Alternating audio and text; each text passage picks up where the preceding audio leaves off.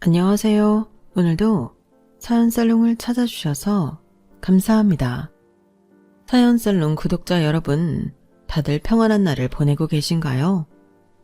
저는 벌써 몇 년째 사연살롱을 즐겨 듣고 있는 애청자입니다. 집안일을 할 때마다, 특히 설거지를 하거나 걸레질을 할 때마다 재미있게 듣고 있어요.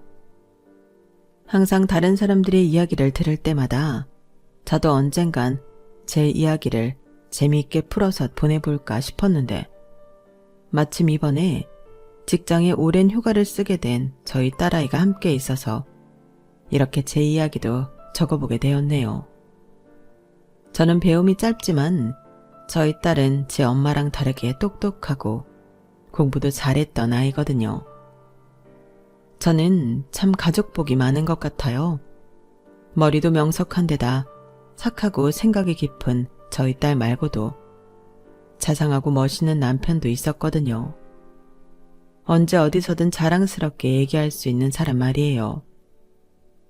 이제 여든을 바라보고 있는 저는 이런 저희 가족들 덕분에 지난 세월을 참 잘 살았다는 생각이 든답니다. 얼마 전에 오게티처럼 발생했던 그 사건만 빼면 말이죠. 그 사건은 참 한마디로 설명하긴 어려운 일이었어요. 여러분께 제대로 설명드리기 위해선 제가 나고 자란 배경부터 설명드려야 할 것 같네요. 편의상 모든 이야기를 서울말로 들려드릴게요. 저는 어려서부터 물질을 하던 사람이었어요. 제 고향은 제주도였고 할머니, 엄마, 이모들을 따라서 물에서 지내는 게 그냥 제 인생의 전부인 줄만 알았죠. 그런 제가 세상에 대해 눈을 뜰 수 있었던 건 순전히 제 남편 덕분이었답니다. 남편과 저는 영화의 한 장면처럼 정말 신기한 우연으로 만나서 인연을 맺게 되었는데요. 여느 때처럼 물질을 하던 어느 날, 저는 물 밖으로 나가려고 올라가다 물 위에서 어떤 남자가 풍덩 바닷속으로 떨어지는 걸 목격했어요. 그런데 허우적거리는 폼이 딱 봐도 수영을 못하는 것 같더군요. 저희 이모들이 혹시나 누가 물에 빠지면 절대 바로 구해주지 말고 그 사람이 힘이 빠질 때까지 기다렸다가 구하라고 알려준 적이 있어서 저는 이모들한테 배운 대로 한참 그 주위에서 지켜보고 있다가 그 사람이 힘이 빠졌을 때 데리고 물으로 나갔어요. 그 사람은 한동안 물을 토해내고 정신을 못 차리더니 어느 정도 진정이 된 후엔 대뜸 제게 화를 내더군요. 아니, 사람이 죽어가는데 후딱 안 구해주고 뭐 하는 겁니까? 옷도 시커멓게 입어가지고 난 무슨 저승사자인 줄 알았잖아요. 바로 구했으면 둘 다 죽었어요. 안 그래도 아저씨 힘 다 빠진 줄 알고 간 건데. 아저씨가 갑자기 젖먹던 힘까지 끌어와갖고 내 다리를 붙잡았잖아요. 힘이 어쩜 그리 우악스럽게 센지 하마터면 나까지 저승사자 볼 뻔했네. 내가 다리를 잡았다고요? 기억도 못하면서 왜 물에 빠진 거 구해준 사람한테 승질을 내요? 다리에 이거 멍들겠네. 미안하게 됐습니다. 나도 아까는 놀라서 그랬나 봅니다. 살려고. 그 남자는 멋쩍어 하며 저에게 사과를 했죠. 왜 갑자기 수영도 못하는 사람이 바다 한가운데에 떨어졌냐고 하니 누군가 그 사람에게 근처 섬을 구경시켜주겠다며 배를 태우더니 가진 돈을 전부 뺏고 바다로 밀어버렸다더군요. 제가 없었으면 정말로 죽을 뻔했던 거였죠. 마을 주민으로서 외부인이 이런 일을 겪었다는 게 마음이 좋지 않아 일단 경찰서에 데려다 주긴 했어요. 물론 그 시대엔 CCTV도 없고 사람도 적었으니 범인을 찾을 순 없었죠. 그 남자는 가방에는 돈 말고 중요한 건 없었으니 됐다며 웃어 보였지만 당장 물에 쫄딱 젖은 채로 오갈 데가 없어진 그 사람이 걱정이 안 될 수가 없었습니다. 그래서 전 그 사람을 집으로 데리고 왔죠. 저희 집은 대가족이 살고 있어서 크기도 했고 남는 방도 있었거든요. 데려가면 엄마랑 이모 언니들이 밥이라도 먹이고 재워주기라도 하겠지 싶었죠. 당시 어린 처녀였던 제가 갑자기 하늘에서 뚝 떨어진 서울 남자를 집으로 데려가니 온 집안 식구들, 아니 동네 이웃 주민들까지 아주 난리가 났어요. 다들 저희 집에 반찬을 갖다 준다는 핑계로 슬쩍 그 사람을 보고 가거나 대놓고 말을 걸기도 했죠. 하지만 당시 어른들은 사투리가 너무 심해 그 남자가 제대로 알아듣지 못하는 경우가 많았어요. 결국 제가 또 옆에 붙어서 통역을 해줘야 했죠. 금영이 너는 왜 저분들처럼 사투리가 심하지 않아? 아무리 막내라도 저분들 손이 컸을 텐데 신기하네. 나야 아버지 살아계실 땐 육지도 많이 가고 육지 사람들도 많이 만나고 그랬으니까요. 아버지가 그리고 서울말도 많이 알아놔야 된다고 해서 많이 가르쳐 주시기도 했고요. 나도 동네 사람들이랑만 있으면 사투리 쓰죠. 지금은 아저씨랑 말하니까 서울말 쓰는 거예요. 지금 쓰는 말이 서울말은 아니지. 단지 네 말투는 저분들만큼 심한 사투리를 안 쓰는 것뿐이야. 그게 무슨 소리예요? 지금 아저씨랑 말할 때는 서울말 하고 있잖아요. 그래, 그런 걸로 하고. 근데 너 왜 자꾸 나보고 아저씨라 그래? 나 그래봤자 너랑 4살 차이밖에 안 나는데 오빠라고 해, 오빠라고. 참나, 아저씨는 어른이잖아요. 너도 곧 어른이거든? 그렇게 그 사람과 티격태격하며 지내다 보니 저도 모르게 정이 들고 말았어요. 저희가 기껏 돈을 모아 서울로 다시 가라고 보내놨더니 그 사람은 제주도가 마음에 든다며 또다시 내려와 저희 집에서 지내더군요. 그렇게 한 해가 지나고 2해가 지난 뒤 저는 그 사람 말대로 곧 성인이 되었고 저희 2 사람은 결혼을 하게 되었어요. 남편과 저 그리고 저희 가족들만 참여한 조촐한 결혼식이었죠. 사실 남편의 가족은 서울에서 유명한 의사 집안이라고 했는데 가족들 사이에서도 경쟁이 굉장히 심했다고 하더군요. 그런 어른들이 싫었던 막내 아들인 남편은 가족들과 의절하다시피 집을 나와 지내고 있는 거였고요. 게다가 듣도 보도 못한 시골 처녀인 저와 결혼을 한다는 소식에 시댁 식구들은 아예 찾아올 생각조차 하지 않았다고 해요. 어차피 형이 좋은 의사가 되었으니까 우리 부모님도 나 같은 건 없어도 상관없을 거야. 괜히 우리 가족들 찾아오면 분위기만 망치지 좋을 거 없어. 차라리 아무도 안 와서 난 너무 다행이야. 남편이 그렇다고 하니 저도 더 이상 시댁에 대해서는 묻지 않았죠. 시댁 식구들 이야기를 하는 것만으로도 남편이 스트레스를 받는 것 같아 보였거든요. 어쨌든 결혼 후 그 전까진 한량처럼 지내던 남편은 놀라울 정도로 일을 열심히 하기 시작했어요. 당시 저희 지역엔 한창 도시개발이 이루어지면서 온 동네가 난리였는데요. 저희 남편은 이런 일을 기회로 삼아 건물 짓는 일에 뛰어들더니 이내 번듯한 사무실에서 일하는 자리를 얻어내더군요. 그리고 그곳에서 꽤 큰 돈을 벌어왔죠. 원래 저희 신혼집도 작지만 있을 건 다 있는 깔끔한 곳이었는데 남편이 큰 돈을 벌면서 좀 더 큰 집으로 이사를 갈 수 있었답니다. 그리고 그 집에서 저희 딸을 얻게 된 거고요. 하지만 저희 남편은 거기서 만족하지 않았습니다. 좀 더 큰 세상으로 나가려고 했어요. 저희 딸이 국민학교 입학을 앞두고 있었을 때였는데요. 하루는 남편이 아이를 재우고 와서 저에게 진지한 목소리로 말했어요. 여보, 내가 그동안 많이 생각해봤는데 우리 육지로 이사 가자. 육지? 갑자기 그게 무슨 말이에요? 우리 유빈이가 내년이면 국민학교를 들어가잖아. 우리 애를 이렇게 좁은 섬에서 키울 수는 없어.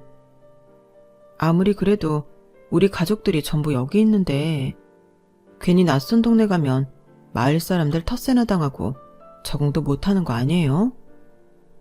그래도 우리 유빈이를 여기서 키울 수는 없어. 사람이 넓은 세상을 봐야 생각도 트이고 시선도 달라지는 건데 난 그걸 너무 늦은 나이에 깨달아 버렸지만 우리 아이는 그렇게 살지 않길 바래. 당신도 우리 딸이 우리보다 더 좋은 삶을 살길 바라잖아. 그거야 그렇죠 뭐. 당신이 아무래도 더 많은 경험을 했으니 그런 생각이 들었겠지만 난 평생 물질만 해오던 사람인데 갑자기 육지로 가면 무슨 일을 해요? 내가 할 수 있는 일이 뭐가 있겠냐고요. 걱정 마. 내가 봤을 땐 당신도 머리가 좋은 여자야. 다만 여지껏 이 좁은 세상에만 살다 보니 물질 말고 다른 일을 할 기회가 없었던 것 뿐이지. 일단 육지로 나가면 당신도 뭐든 할 수 있을 거야. 지금 생각해보면 무모한 짓이긴 했어요. 남편이야 일자리를 어느 정도 미리 알아보고 육지로 올라왔지만 저는 정말 아무런 연고도 사전 지식도 없이 막무가내로 올라왔거든요. 어쨌든 딸은 육지에 있는 학교를 다니기 시작했고 남편 역시 미리 알아보았던 회사에서 일을 했어요. 하루하루 낯선 그곳에서 살아가는 게 처음엔 좋기만 했습니다. 시간 날 때마다 바다에 놀러가면서 남편도 딸도 둘 다 물개처럼 수영을 잘하게 되었고 긴 연휴가 있을 땐 다른 지역으로 여행을 가기도 했어요. 서울도 가보고요. 하지만 제가 일을 하기 시작하면서 얘기가 좀 달라지게 되었죠. 저는 백화점 식당에서 일을 하기 시작했는데 텃세가 여간 심한 게 아니었거든요. 요리야 어려서부터 많이 해왔으니 일 자체는 어려울 게 없었는데 저한테는 앉아서 쉴 만한 의자도 안 내어주고 손님들한테 최대한 말 붙이지 말라는 말도 안 되는 주의를 여러 번 들었거든요. 원래 백화점 정책이 그런 것도 아니었는데 말이에요. 게다가 동료들은 점점 이상한 꼬투리들을 잡기 시작하더군요. 손님이 화장실이라도 물어보면 어쩌려고 손님 있는 데를 함부로 돌아다녀? 백화점 영업시간에는 최대한 밖에 돌아다니지 말라고 했잖아. 저도 화장실도 가고 식사도 해야 일을 할 거 아니에요. 손님들이 물어보면 알려드리면 되죠. 제가 여기서 일한 지가 벌써 몇 달인데 그거 하나 모를까 봐요. 네 억양으로 설명해 주는 걸 손님들이 어떻게 알아듣느냔 말이야. 괜히 컴플레인 들어올 일 만들지 말라고. 제 억양이 뭐가 어때서요? 지금 언니도 저랑 잘만 대화하고 있잖아요. 저도 그런 꼬투리를 잡힐 때마다 당하고만 있진 않았어요. 그래서 점점 더 미움을 샀던 것 같아요. 하지만 저는 남들이 뭐라고 하든 제 일만 실수 없이 해나면 된다는 마인드였기 때문에 누가 뭐라고 해도 제 자리 하나는 잘 지켜냈습니다. 어려서부터 가족들과 일을 시작해서 그런지 저한테 그런 억척스러운 면이 다 있더군요. 그런데 어느 날이었어요.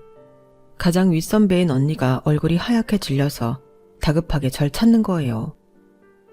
제가 무슨 일이냐며 묻자 병원에서 연락이 왔으니 빨리 따라와서 전화를 받으라는 겁니다. 여보세요? 네, 여기 땡땡병원입니다. 조상철님 아내분 되시나요? 네, 맞아요. 무슨 일이시죠? 조상철 씨가 오늘 오후 1시 41분 사망하셨습니다. 지금 저희 병원에 계세요. 그 말을 듣고 병원까지 어떻게 갔는지 기억도 안 나네요. 제게 전화를 받으라고 말해준 분이 많이 도와줬던 것 같긴 한데 말이에요. 병원에 도착해서 자초지종을 들으니 남편이 거래처 사람들과 바닷가 근처 식당에서 식사를 하려는데 우리 딸 또래의 남자아이가 물에 빠진 걸 발견했다는 겁니다. 다른 사람들은 급하게 구조대원을 불렀지만 눈앞의 아이는 당장 목숨이 위태로워 보였고 남편이 그 아이를 구하려고 들어갔다가 이런 일이 발생했다고 해요. 불행 중 다행으로 아이는 살게 되었죠. 딸이 오기 전까지 전 미친 여자처럼 통곡을 했어요. 남편이 구한 아이의 부모는 눈물을 흘리며 절을 하고 갔죠. 생명의 은인이라면서요. 엉엉 울며 딸이 도착하고 다른 조문객들도 오시면서 저도 억지로 몸과 마음을 추슬렀던 것 같네요. 의외로 백화점 직원들이 많이 와줬더라고요. 와서 식사도 안 하고 꼬깃꼬깃한 지폐들을 모아 부조를 해주고 갔습니다. 그렇게 절 못살게 굴었으면서도 그때 보니 최소한의 인정은 있는 사람들이었더군요. 그리고 장례식 마지막 날에는 정말 의외의 인물들이 찾아왔어요. 그때까지 한 번도 만난 적 없었던 남편의 형이었죠. 그 전에 이미 연락이 갔을 텐데도 시댁 식구들 중 아무도 모습을 드러내지 않아서 당연히 아무도 오지 않을 거라 생각했는데 아주버님은 남편의 영정사진 앞에서 남편에게 화를 잔뜩 내시며 엉엉 우셨습니다. 오히려 제가 나서서 다독이고 진정을 시켜드려야 했을 정도로요. 한참 뒤 감정을 좀 추스른 뒤에 저는 아주버님과 처음 인사를 하고 대화를 나눠볼 수가 있었어요. 어쩌다가 사고가 난 거예요? 원래 수영은 할 줄도 모르는 놈이. 제가 수영을 가르쳐줬거든요. 회사 사람들이랑 근처에 있다가 어린애가 물에 빠진 걸 봤대요. 그래서 유빈이라고 했죠. 딸은 몇 살이에요? 올해 11살이에요. 많이 컸네요. 전화번호 좀 알려주실래요? 그래도 재수씨랑 조카 소식을 들어야죠. 아, 네네 그럼요. 적어드릴게요. 연락처를 받은 아주버님은 장례식 절차가 모두 끝나고 납골당까지 함께 해주셨어요. 그 이후 그냥 가신 줄 알았는데 장례 비용을 전부 계산해주고 가셨더라고요. 많이 놀랐지만 전 한참을 고민하다가 그냥 감사하다고만 문자를 보냈습니다. 아주버님 입장에서 뭐라도 해야 마음이 편해서 그러셨을 테니까요. 저는 남편을 보낸 뒤 운전면허를 땄어요. 그리고는 그 전보다 훨씬 더 바쁘게 살았죠. 백화점 동료들의 텃세가 사라져 일은 편해졌지만 그것만으로는 제 딸을 키울 수 없을 것 같았거든요. 저보다 늦게 들어온 직원 중 마음이 잘 맞는 친구가 있어서 그 친구랑 같이 사업을 시작하기로 했습니다. 그 당시에는 그저 밥차였는데 시간이 지나며 점점 번듯한 케이터링 회사로 거듭나게 되었죠. 사업이 잘 되면서 저희는 지역을 넘나들며 출장을 다니게 되었고 큰 돈을 벌며 직원도 하나 둘씩 두게 되었어요. 하늘이 도우신 거였죠. 저는 다행히 딸을 부족함 없이 키울 수 있었고 대학까지 보내줄 수 있었어요. 저희 딸은 어려서부터 남편을 닮아 공부를 정말 잘했던 아이였어서 대학도 이름만 대면 다 아는 명문대에 진학을 했답니다. 사업도 잘 되고 딸도 제 앞가림 잘하는 영특한 아이였다 보니 딸이 대학을 졸업하고 취직을 할 때까지 저희는 평온한 하루하루를 보내고 있었어요. 그런데 하루는 딸이 저에게 사귀고 있는 남자친구를 보여주고 싶다는 말을 하는 겁니다. 엄마, 혹시 다음 주나 다다음쯤? 남자친구가 주말에 여기 동네로 올 것 같은데 한번 만나볼래? 남자친구를? 웬일이야? 그 전에 사귀었던 사람들은 엄마 보여준 적 없으면서. 뭐 그거야. 어쩌다 보니 그렇게 된 거였지. 엄마도 스케줄이 있고 그러니까 어쨌든 만날래? 그래, 나야 뭐 너 만나는 사람이 누군지 알면 좋지. 딸은 묘하게 상기된 얼굴로 어울리지 않게 수줍어 하더군요. 평소에는 당차고 똑부러지기만 한 아이가 말이에요. 쑥스러워하면서도 저에게 소개를 시켜주겠다는 게 결혼을 염두에 두고 있는 진지한 만남이기 때문이란 걸 저도 모르진 않았죠. 그래서 저도 나름 옷도 머리도 신경 써서 딸의 남자친구를 만났어요. 딸의 남자친구는 치과 의사였는데 대학병원에서 일하는 중이라고 하더군요. 딸과는 지인 소개로 만났는데 처음 봤을 때부터 잘 맞았다고 해요. 치과 의사라고 해서 돈은 잘 벌겠구나 하면서도 또 한편으로는 남편이 살아있었다면 별로 좋아하진 않았겠다 싶긴 했죠.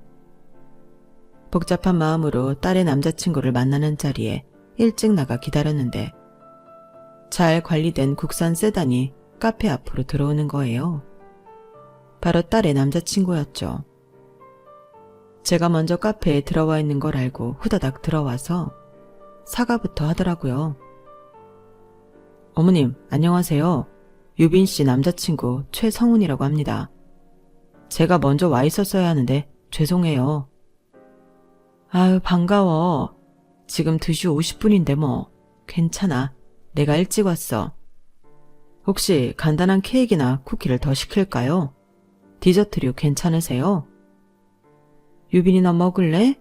둘이 편한 대로 해. 난 괜찮아. 오빠, 케이크 2개만 사줘. 엄마 치즈케이크 좋아해. 그래? 알았어. 그럼 제 커피 시키면서 간단하게 사오겠습니다. 사람이 사람을 보면 첫인상 느낌이라는 게 있잖아요. 딸의 남자친구는 처음 봤을 때부터 바르고 성실한 사람이라는 느낌이 강했어요.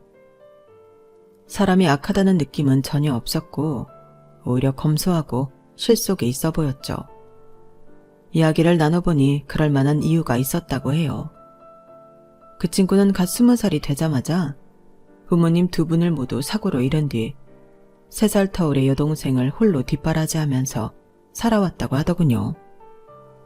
여동생은 먼저 호주 사람이랑 결혼해 해외에 나가 살고 있고 혼자 가장 노릇을 하면서 의사 생활을 하고 있다고요. 장남이자 가장으로서의 책임을 잘 해내는 모습에다가 젊은 친구답지 않게 싹싹하니 우리 딸이 이런 친구와 결혼한다면 더할 나위 없이 좋겠다는 생각이 들었죠. 남편이 생전에 여러 번 얘기하던 그런 권위주의적이고 재수없는 의사랑은 확연히 거리가 있어 보였어요.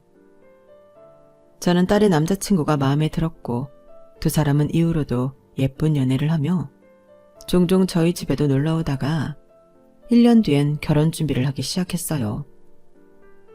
2사람은 신혼집을 새로 장만하기보단 살던 사위의 집으로 들어가기로 했죠.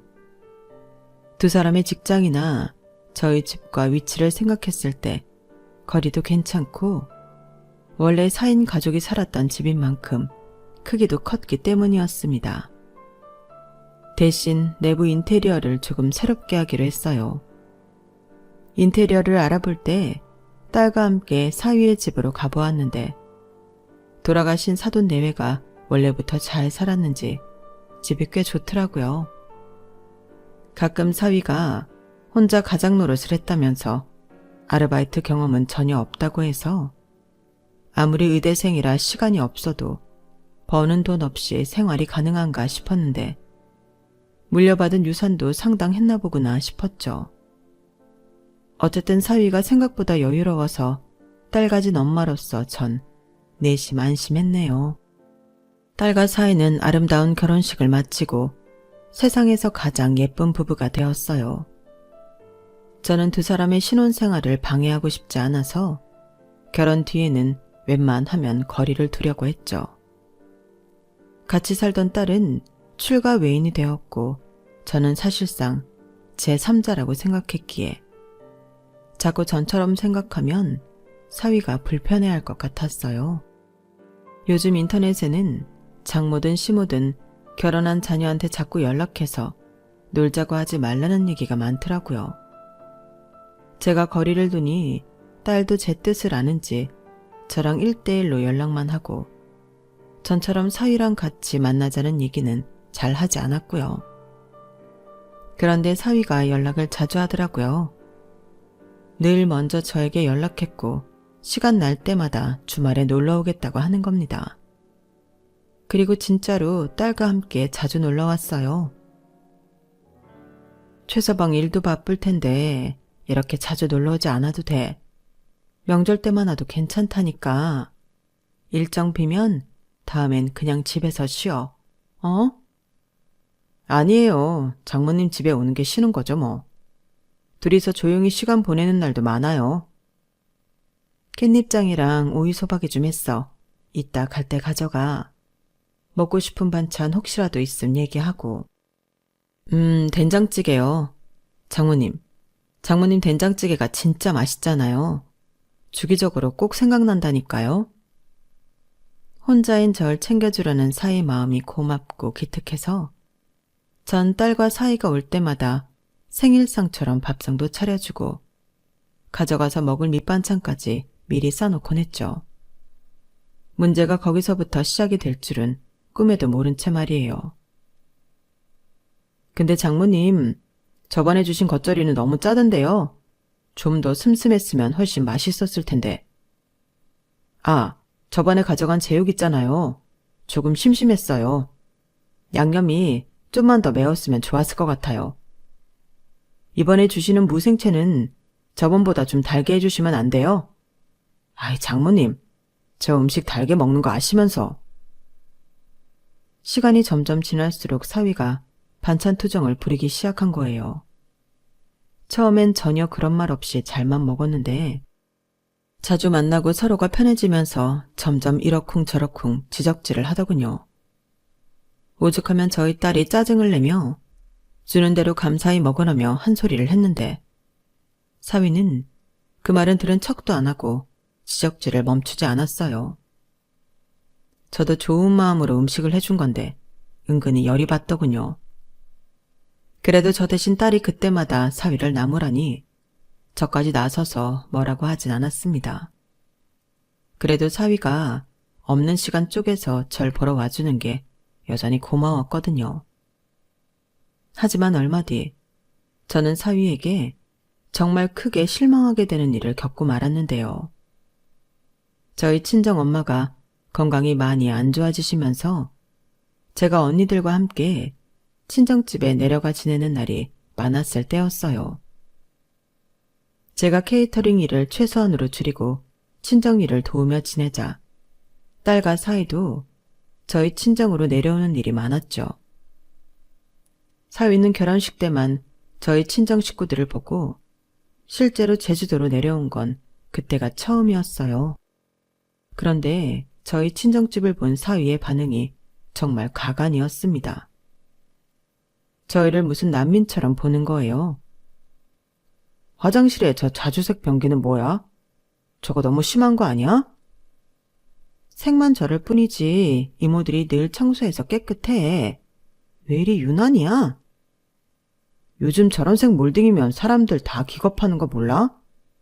주방은 또 왜 이리 천정이 낮아? 이런 데서 사시는 거야? 따뜻하고 깨끗하고 잘만 쓰는데 뭐가 문제야? 할머니랑 이모들 키에는 이게 딱 맞는 거야. 호들갑 좀 그만 떨어. 이런 집에서 사람이 어떻게 사는 거야 대체? 할머님이 말씀하시는 거 알아듣지도 못하겠어. 당신더러 서울 깍쟁이라고 하신다. 제발 얌전히 좀 있어. 사람 많이 사는 집이라서 이런 거야. 서울 말을 알아들으셔? 뭐라고? 당신 정말. 저희 친정집이 아무래도 옛날 집이라 낡긴 하지만 어디 고장나거나 불편한 곳 있으면 그때그때 수리를 했기 때문에 깨끗하기도 하고 저희 가족한테는 굉장히 편안한 공간이었거든요. 그런데 사위는 옛날 스타일을 최대한 유지해 놓은 걸 저희가 가난해서 인테리어를 못한 줄 알더군요. 보다 못한 딸이 사위를 밖으로 데리고 나가 한참을 싸우고 오는 듯 했는데 그 이후에도 사위는 그 눈빛을 고치지 않았어요. 제가 기분이 나빠서 정 그렇게 불편하면 오지 말게. 우리 가족이 살아왔던 추억이 오롯이 담겨있는 곳인데 자네가 자꾸 무시하는 거 상당히 불쾌해. 우리 가족들도 다 눈이 있고 귀가 있는데 말이야. 아닌 게 아니라 그냥 당분간 우리 집에도 오지 말게. 라며 사위한테 엄한 목소리로 화를 내자 사위는 쭈뼛쭈뼛 눈치를 보더니 그 이후로는 정말로 저희 친정집에도 제 집에도 오지 않았어요. 말을 잘 들으니 더 부하가 치밀더군요. 결국 그 이후 사위와의 관계는 상당히 멀어지게 되었죠. 저희 친정엄마는 결국 몇 개월 뒤에 세상을 떠나셨어요. 연세가 굉장히 많으셨기 때문에 저희 가족들 모두 이미 마음의 준비를 하고 있었고, 또 조문객들도 엄마가 장수하셨다며 위로를 했지만 그럼에도 슬픔이 줄어들진 않더군요. 장례를 치르는 동안 저희 가족들은 정말 많이 슬퍼했어요. 그렇게 밉던 사위였는데 그래도 와서 묵묵히 일을 도우고 슬퍼하는 가족들을 챙기니 고마웠죠. 그러던 사위가 어쩔 수 없이 일 때문에 둘째 날 몇 시간 정도 자리를 비워야 했던 시간이 있었어요. 그때 마침 저희 아주버님이 와주셨더라고요. 연락은 드렸지만 이렇게 찾아와 주실 줄은 몰랐어요. 정말 감사합니다. 재수 씨가 우리 병원에 기부하는 돈이 얼만데 와야죠. 기운 차려요. 재수 씨만 봐도 평생 선하게만 사신 분이라는 거 알겠어요. 좋은 곳으로 가셨을 겁니다.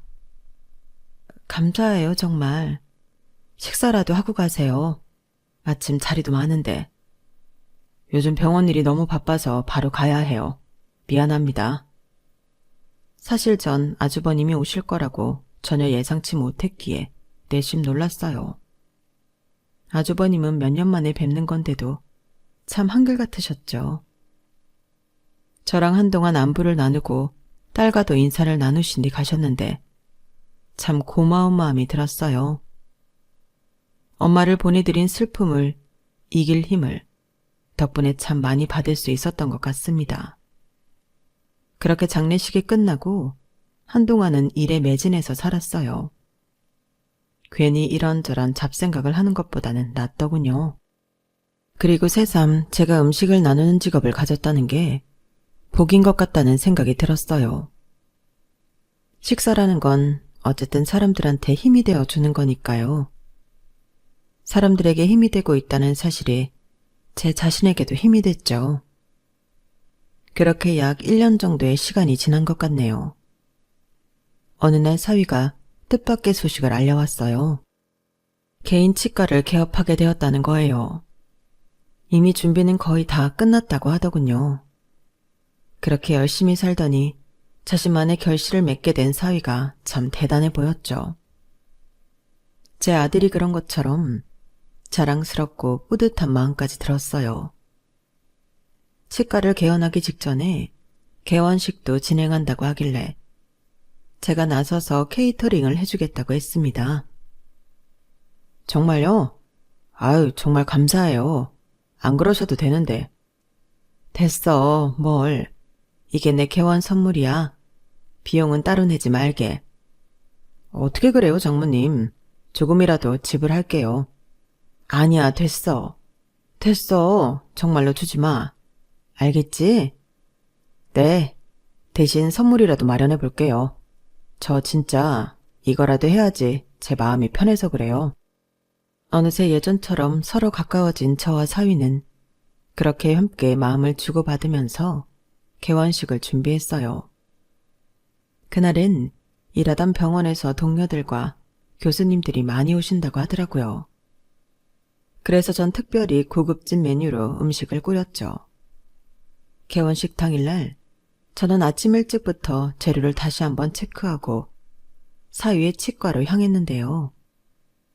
미리 정해진 자리에 부지런히 음식들을 세팅하는데 이리저리 바쁘게 돌아다니던 사위가 저에게 인사를 하려고 왔어요. 근데 사위가 절 보자마자 아연실색하는 표정인 거예요. 세상에, 장모님 이렇게 입고 오셨어요? 왜? 이게 우리 회사 유니폼인데 무슨 문제라도 있어? 오늘 손님들 오신다고 해서 자네 생각해 특별히 하얀색으로만 단정하게 입었는데. 그래도 주방옷이잖아요. 오늘 제 개원식인데 장모님이 이렇게 입고 계시면 어떡해요? 손님들 오시면 장모님 소개도 해드려야 하는데. 다운 참. 사위는 잔뜩 실망한 표정으로 저에게 볼멘 소리를 했어요. 제가 그때 입고 있었던 옷은 대단히 남루한 옷도 아니고 새로 포장지를 뜯은 새 옷이었어요. 아래는 검은 바지에 위에는 흰 브라우스였고요. 다만 소재가 주방 유니폼처럼 조금 두껍고 빳빳한 면 소재였죠.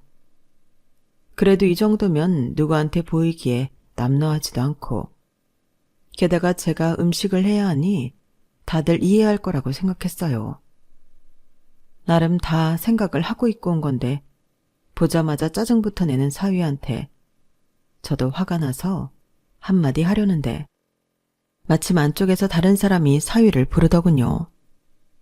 사위는 급하게 그쪽으로 뛰어갔죠. 저는 기분이 매우 나빠진 채로 하던 일을 마저 할 수밖에 없었어요. 개업식은 잔잔하게 흘러갔습니다. 약속 시간 전부터 손님들이 정말 많이 왔고 저도 곧 바빠질 수밖에 없었어요. 사위 역시 손님들을 맞이하느라 바빴고요. 초반엔 의사 동료들이 아닌 동창들이나 동네 친구들이 찾아온 것 같았는데요. 사위는 그 사람들에게 절 단 한 번도 소개하지 않았어요. 소개를 안 한 정도가 아니라 아예 제 쪽으로는 눈길도 주지 않는 것 같았습니다. 그런 사위를 의식하면서도 저도 나름대로 바빴기 때문에 이렇다 할 행동을 하지 못하고 있었어요. 중간에 저희 딸도 와서 제 일손을 돕기 시작했죠. 제 딸이 저와 함께 일하자 사위는 어쩔 수 없다는 듯 절 몇몇 친구에게 장모라고 소개해줬고요. 그러다가 잠깐 딸이 새 음식을 가지러 간 사이였어요. 갑자기 사위가 허겁지겁 저에게 오더니 제 손목을 끌고 원장실 안으로 들어가는 겁니다. 그리곤 원장실 안에 있는 화장실 문을 열어 절 무작정 안으로 들여보냈어요. 자네 갑자기 왜 이러는 거야? 갑자기 이게 뭐 하는 짓인가? 아이, 장모님, 그게요, 잠시만요. 무슨 일이 있는 거야? 갑자기 왜 여길? 다른 게 아니라 일단 여기 좀 계속 계실래요? 여기? 왜? 지금 교수님들이 오셨거든요. 그래서 그러니까 이유를 말해줘야 나도 뭘 어떻게 해야 할지 알 것 아냐. 그때 밖에서 사위를 찾는 소리가 막 들려오기 시작했어요. 그러자 사위가 원장실 문 밖에다 잠시만요 라고 소리를 지르며 절 억지로 화장실 안에 우겨 넣는 겁니다. 아이, 쪽팔리니까요. 사람들한테 어떻게 요리하는 장모님을 소개해요? 사투리도 그렇고. 하여간 잠깐만 나오지 말고 여기 계세요. 절대 나오시면 안 돼요. 진짜 중요한 분들 오셨단 말이에요. 뭐라고? 이봐, 최서방. 지금 무슨 소리를? 제가 황당해하는 사이 사위는 재빨리 화장실 문을 쾅 닫아버리고 밖으로 나가버렸어요. 저는 화가 머리 끝까지 나서 곧바로 화장실 문을 박차고 나갔죠. 그리고 원장실 문까지 벌컥 열어 젖히고 밖으로 나가자 주변 사람들이 전부 제 쪽을 쳐다보더군요. 어느새 병원 로비 반대편까지 가 있었던 사위는 제 쪽을 쳐다보고는 뜨악한 표정으로 다급하게 제 쪽으로 다가오려고 했어요. 그렇지만 원장실 문 바로 앞에 있던 사람들이 더 빨랐습니다. 거기 서 있던 교수들이 절 보고 반갑게 먼저 인사를 해온 것이었어요. 아니, 권 여사님이 여기 어쩐 일이십니까? 어머, 안녕하세요. 허 교수님, 교수님이야말로 여기 어쩐 일이세요? 저도 아는 얼굴이 보여 내심 깜짝 놀랐어요. 하지만 이내 평정을 되찾고 교수님들과 함께 인사를 하고 안부를 물었죠. 급하게 다가왔다가 교수님과 인사하는 절 보고 당황한 사이도 같은 질문을 했습니다. 교수님이 저희 장모님을 어떻게 아세요? 자네 장모님이 권 여사님이라니 내가 더 놀랐어. 아니, 자네 와이프 되시는 분이 조 이사장님 조카란 말인가? 네? 조 이사장님이요? 사위가 어리빠린 채로 저와 교수님들을 번갈아 보는 사이 저 멀리서 병원 안으로 막 들어오는 아주버님이 보였어요. 아주버님, 즉 자신이 다니던 병원 이사장이 들어오는 걸 본 사위는 얼굴이 창백해지기까지 했죠. 아주버님은 절 발견하자마자 다가와 인사를 했죠. 몇 년 만에 뵙는 건데도 편안한 분위기로 잘 지냈냐며 안부를 물어오셨어요. 로비 안에 있던 모든 교수님들이 아주버님을 발견하자 한 번, 그리고 그 곁에 있는 절 뒤늦게 발견하고 한 번 더 고개를 숙여 인사하더군요. 사위는 그야말로 입이 떡 벌어진 상태였고요. 사람들의 이목이 집중되자 활발히 손님 응대를 하던 저희 딸도 아주버님을 발견하고 큰아빠 오셨어요? 하며 다가왔어요. 저는 저희 딸과 아주버님과 함께 자연스럽게 대화를 이어나가려고 했는데요. 한 2마디쯤 했을까요? 갑자기 사위가 저희 사이를 끼어드는 겁니다. 이사장님, 안녕하십니까? 저희 장모님이랑 이렇게 인연이 있으신 줄 몰랐는데, 여기까지 찾아와 주셔서 너무 감사합니다. 우리 병원, 참, 오늘 케이터링도 다 제가 준비한 거예요. 아주버님 입맛에도 아마 잘 맞을 거예요. 잠시만 교수님들과 편하게 얘기 나누고 계시겠어요? 저희 사위랑 저는 잠시 얘기할 게 있어서요. 그러죠. 다른 교수들이랑도 인사 나누고 있을 테니 천천히 얘기들 나누고 와요. 아주버님이 가시자마자 저는 차가운 표정으로 사위를 쳐다봤어요. 사위는 멋쩍고 겁먹은 표정으로 절 보면서도 아무 말도 못하고 있었죠. 전 사위를 원장실 문 쪽으로 밀치며 얘기했습니다. 아까 나보고 숨어 있으라던 그 못난 놈은 어디 갔나? 그 말 그대로 돌려주지. 자네나 어디 들어가서 찌그러져 있어. 쪽팔리니까. 제 말에 사위는 목까지 벌개져서 고개를 못 들고 쩔쩔맸어요. 제 말을 듣고 딸은 깜짝 놀라며 사위를 다그쳤죠. 그게 무슨 말이야? 당신 엄마한테 무슨 잘못했어? 그런 게 아니라면 엄마가 갑자기 이럴 리가 없잖아. 꾸물거리지 말고 똑바로 말해. 뭐라고 했냐니깐? 요리하는 장모 다른 손님들한테 보여주기 쪽팔리댄다. 그러면서 날 원장실 안에 있는 화장실에 가두려고 하더구나. 뭐라고? 당신 엄마 말 진짜야? 정말 우리 엄마한테 그딴 소리 했냐고. 안 되겠다. 이리 들어와. 머리 끝까지 화가 난 딸은 사위의 멱살을 잡고 원장실 안으로 들어갔고 그 사이 저와 아주버님이 다른 손님들과 이야기를 나누며 시간을 보냈어요. 사위가 한동안 자리를 비워도 별로 찾는 사람도 없더군요. 어쩌다 한두 사람이 최 원장 어디 갔냐고 물으니 아주버님이 대충 둘러대 주셨고요. 나중에 얘기를 나눠보니 멀리 계신 줄 알았던 아주버님이 저희 일을 다 알고 계시더라고요. 눈치가 엄청 빠르셨어요. 한참 뒤 원장실에서 나온 사위는 어색한 표정으로 늦게나마 손님들과 어울렸고 잠시 저희 아주버님께 불려가 구석에서 한동안 둘이 얘기를 했어요. 무슨 대화를 나눴는지는 모르겠지만 사위는 거의 울듯한 표정이었죠.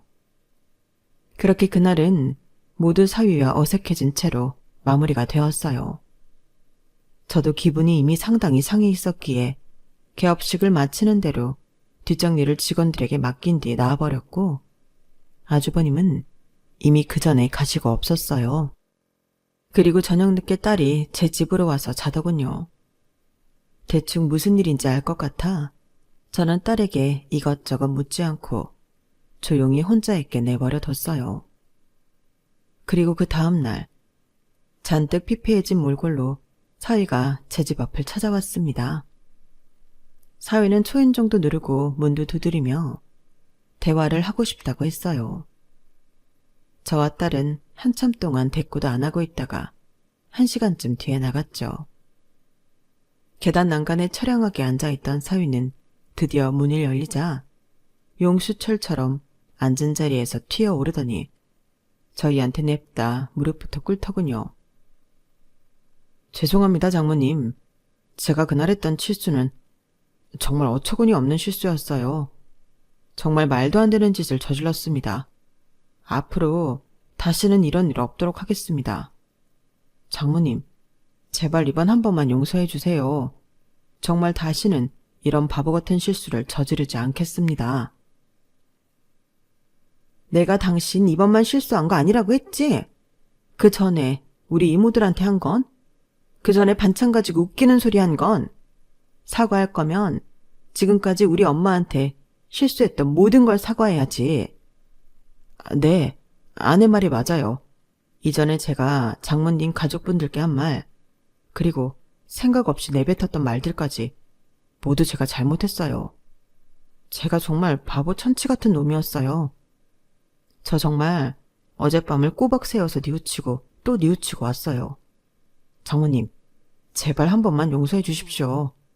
저 정말 유빈이랑 이혼하고 싶지 않습니다. 딱 한 번만 더 기회를 주세요. 자네가 정말로 뉘우쳤는지 내가 어떻게 아나? 나는 사람들이 하는 말은 믿지 않아. 막말로 어제 이 사장님이 들어오시지 않았다면 자네가 지금처럼 나한테 무릎까지 꿇었을 일은 없었을 것 아닌가. 내가 자네 생각보다 높은 위치에 있다는 걸 몰랐다면 끝까지 이런 사과는 받지 못했겠지. 나는 자네가 자네보다 약해 보이는 사람들에겐 그렇게 막대하는 인간이라는 거 자체가 마음에 안 드네. 자네의 그 썩어빠진 인성 자체가 마음에 안 든다고. 그걸 못 고친다면 우리 유빈이랑은 헤어지는 게 맞아. 네. 장모님 말씀이 다 맞아요. 제가 그런 인성을 못 고치면 헤어지는 게 맞죠. 하지만 저 정말 고칠 거예요. 제가 제대로 개가천선하는지 아닌지 한 번만 지켜봐 주세요. 저 정말로 제대로 반성했어요. 그래, 자네가 그렇게까지 얘기하니 그럼 딱 한 번만 더 기회를 주겠어. 하지만 다음에 또 이런 일이 벌어진다면 그땐 절대 그냥 넘어가지 않을 거야. 알겠어? 네, 장모님, 감사합니다. 앞으로는 정말 달라진 모습 보여드릴게요. 우리 엄마가 착하니까 이 정도만 하고 넘어가 주는 거지. 다음엔 진짜 얄짤없을 줄 알아. 그땐 엄마가 말려도 내가 당신이랑 이혼할 거야. 알았어. 딸은 사위에게 한 번 더 으름장을 놓았어요. 제 배로 낳은 제 아이라서 알 수 있는데 당시 딸이 그 말을 한 건 100% 진심이었어요. 사위한테 정말 단단히 화가 난 데다 크게 실망까지 했으니까요. 그래도 사위가 자신의 잘못을 그만큼 뉘우치니 저희 두 모녀는 화를 풀기로 했어요. 그리고 그 이후로 사위는 보란듯이 달라진 행동들을 하기 시작했습니다. 제주도에 있는 저희 언니들, 이모들을 만나러 갈 때 본인도 같이 가겠다고 따라오면서 선물도 양손 가득 사들고 왔어요. 매번 선물을 들고 갈 필요는 없다고 저희가 말리니 가서 언니들과 이모들한테 얼마나 싹싹하게 구는지 몰라요. 쓸데없이 꼬투리 잡는 반찬 투정도 그만뒀고요.